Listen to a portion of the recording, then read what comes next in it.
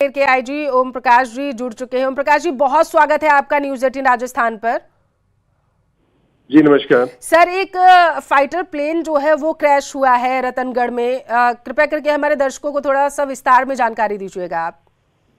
ये जगह है राजल देसर स्थान है, वहां से 15 किलोमीटर दूर भानुदा गांव में एक प्लेन क्रैश हुआ है और वहां पे पुलिस और प्रशासन के लोग वहां पे पहुंचने ही वाले हैं। उस एरिया को कॉर्डन कर दिया गया है और पूरी स्थिति देखने के बाद ही हम बताने की स्थिति में होंगे कि वहाँ घटनाक्रम क्या हुआ है।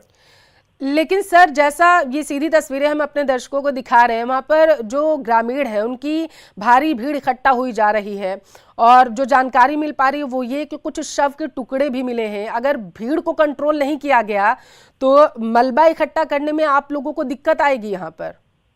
नहीं, आपकी बात सही है। इसलिए जैसी ही सूचना मिली है वहाँ के एसएचओ डिप्टी एसपी सारे वहाँ पे रवाना हो गए और पहुंच गए हैं और मैं भी रवाना हो गया हूँ, संभागीय आयुक्त भी रवाना हो गए हैं।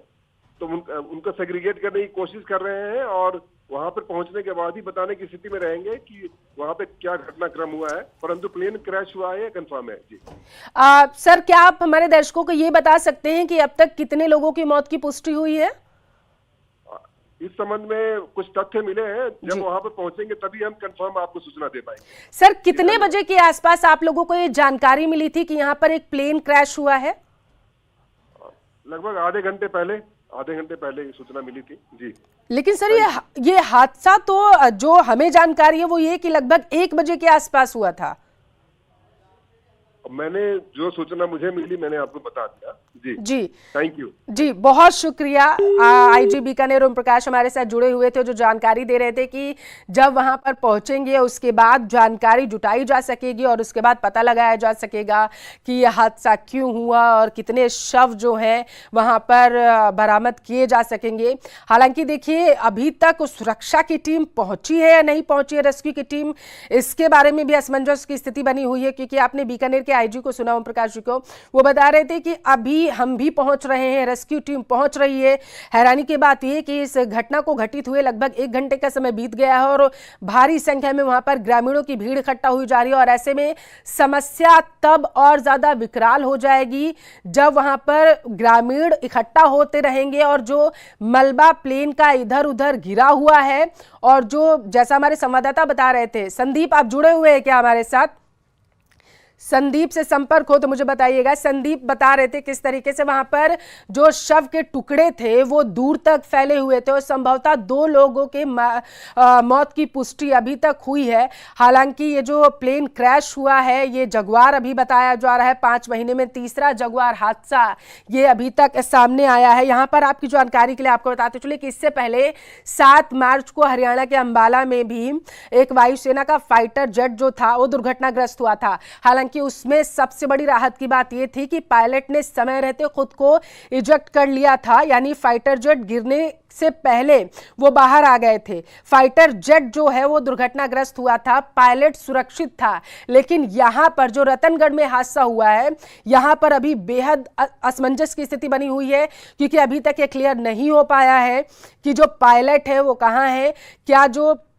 क्या पायलट ने खुद को इजेक्ट कर लिया था और इजेक्ट अगर कर लिया था तो कहां पर वो अभी हैं, और जो हादसे का शिकार हुए हैं, जो शव के टुकड़े वहां पर देखे जा रहे हैं, जो ग्रामीण वहां पर बता रहे हैं वो शव के टुकड़े किसके हैं, इसके बारे में भी अभी अपडेट नहीं मिल पा रहा है। फिलहाल के लिए आपको बताते चले जो जानकारी हमें मिल पा रही है वो ये कि 12:40 से 50 मिनट के आसपास ये हादसा हुआ था। ग्रामीणों की सूचना पर प्रशासन वहां पर पहुंचा है और मान लिया जाए कि लगभग 1 बजे के आसपास हादसा हुआ होगा, तो 1 घंटे से ज्यादा का समय बीत चुका है और प्रशासन की टीमें वहां के लिए रवाना हुई हैं। देखना यह होगा कि कितनी देर में प्रशासन की टीमें और आला अधिकारी वहां पर पहुंचेंगे और पूरे एरिया को सील किया जाएगा, क्योंकि जहां पर हादसा हुआ है फिलहाल के लिए वहां पर ग्रामीणों का जमावड़ा लग गया है। देखिए, जो प्रथम दृष्टया जानकारी मिली कि वो ये कि जब हादसा हुआ तो वहां पर एक तेज धमाका सुनाई दिया था।